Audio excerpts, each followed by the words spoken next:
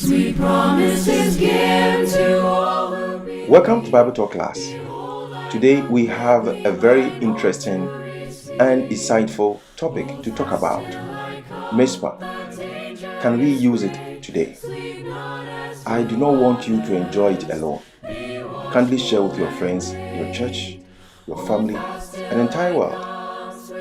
It is important to understand the usage of this word in biblical context before we apply in our daily usage today. So, subscribe to this channel if you are yet to be a member, and be a member of Bible Talk Class. And like this video and many others that we have presented. Just like the video and press the red button as you subscribe so you can receive wonderful presentations from us. Now, let's begin. It's a very simple topic. The issue we are addressing here is interesting. As a parting greeting, believers often use the word Mizpah to express the abiding presence of God with each other. The word Mizpah occurs several times in the Bible, but contemporary believers' usage echoes directly Genesis chapter 31, verse 49. And it reads, "Also Mizpah, because he said, May the Lord watch between you and me when we are absent one from another." New King James Version. Let's look at the understanding of the word in its biblical times. Contextual usage. Genesis chapter 30, verses 43 to chapter 31, verse 2 relate that Laban, the father-in-law of Jacob, became unhappy when Jacob became exceedingly prosperous. God asked Jacob to return to his land, and Jacob left without telling Laban, his father-in-law. Laban pursued Jacob and asked why he fled with his children and stole some items from him. And Jacob responded, accusing Laban of his shrewdness in making him work with nothing to show but for God's intervention. If God did not intervene, Jacob would have left without anything. Laban could not harm Jacob because the Lord warned him not to when he pursued him and he found him. Laban requested Jacob to make a covenant that neither Laban nor Jacob would pursue each other beyond a heap of stones made by Jacob's people, and that the heap will be a witness between them. Laban called the heap in Aramaic Jagar Sahaduta, meaning heap of witness or pile of witness, pile of stones put together to serve as witness that we have agreed not to harm each other. While Jacob named it the pile or the heap of stones, in Hebrew, Galeed, meaning heap of witness. Laban explains the significance of the heap as a witness between the two on that day. Additionally, the heap of stones is Mizpah, Laban says, meaning watchtower. The meaning of Mizpah is watchtower because Laban said, "May the Lord watch between you and me when we are absent one from another." Genesis chapter 31, verse 49, New King James Version. In essence, Mizpah refers to God being the watching witness, symbolized by the heap of stones, that Laban's daughters would not be afflicted, nor Jacob or Laban would come after each other. So this was the agreement, that Jacob do not afflict or cause any pain to my daughters, and do not add on any woman to my daughters.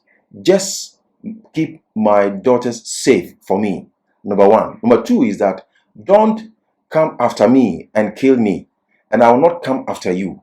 This is our agreement. And the heap of stones we have here will be a witness that today we made this covenant or this agreement. Jacob agreed to the terms of the covenant and swore by the fear of his father Isaac. Genesis chapter 31, verse 53. Jacob offered a sacrifice on the mountain and shared a meal with the people. And the next day, Laban kissed his daughters and grandchildren and parted. Now, contemporary usage. Note that the word Mizpah occurs in the narrative text, meaning it is not a commandment that people should use anytime they are parting, and that we should appreciate the context. It's not a commandment. It occurred, or it was used between two people, and that is the point you want to underline here. Only a story, a narrative.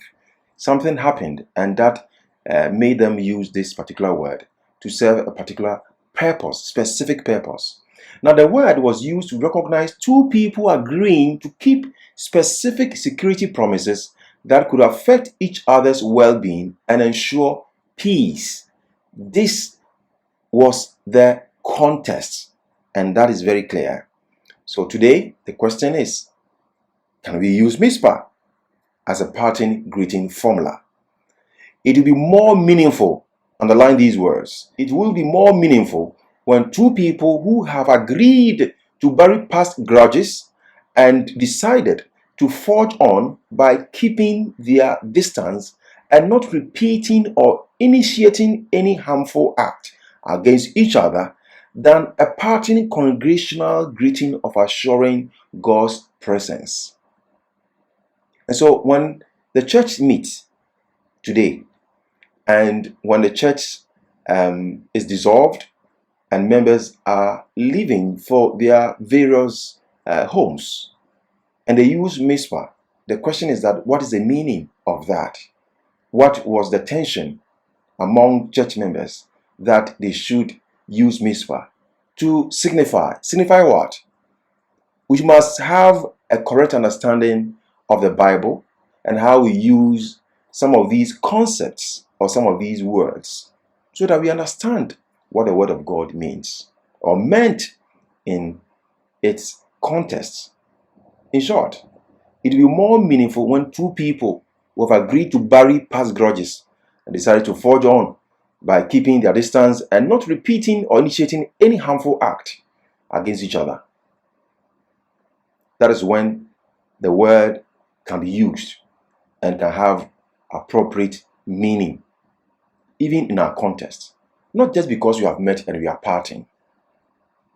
I think we can look for another word to signify God's presence as we live, and that His presence should protect us, keep us safe till we meet again. I hope you have understood this short presentation, and you continue to be a member of Bible Talk Class as you share, as you like, as you subscribe. Thank you very much, and have a wonderful day. Bye-bye. Promises given to all who believe. Behold, I come quickly, mine own to receive. Hold fast till I come, the danger is great. Sleep not as do others, be watchful and wait. Hold fast till I come, sweet promise of them. The kingdom restored to you shall begin. Come enter my joy, sit down on my throne. Bright crowns are in waiting. Hold fast till I